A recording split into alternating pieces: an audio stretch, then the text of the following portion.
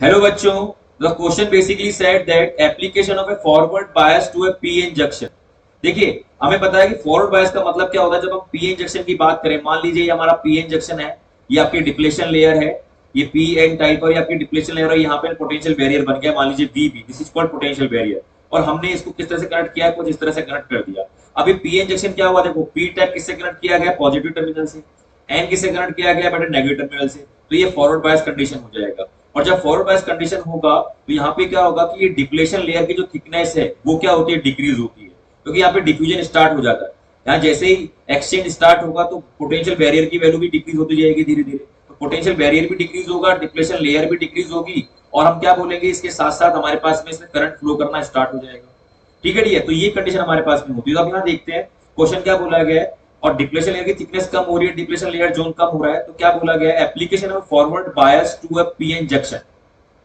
मतलब forward bias करने पर किसी पी इंजेक्शन को क्या डिप्रेशन लेयर जोन वाइड होती है, मतलब उसकी थिकनेस और बढ़ जाती है, वो चौड़ी और हो जाती है। नहीं, ऐसा नहीं होगा, तो हमारा ऑप्शन गलत हो जाएगा। आगे बात करते हैं, increase the number of donors on the end side.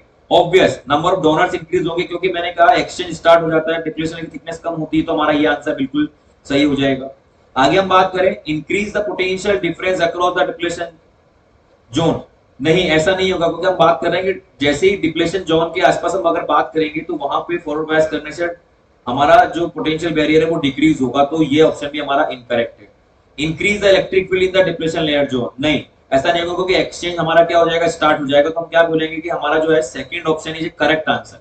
The application of a forward bias to a p injection basically increase the number of donor of the end side, due to that depletion layer thickness also decreases, potential barrier also decreases, and we have the current in milli order।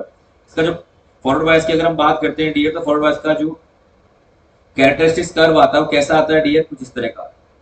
ये हमारा नी voltage होता है, ये हमारा forward bias current होता है जिसको milli ampere order का होता है, और ये हमारा वोल्टेज होता है। तो कुछ हमें पता होना चाहिए कि फॉरवर्ड बायस कंडीशन में क्या होता है। Okay dear, so I think you will get the answer.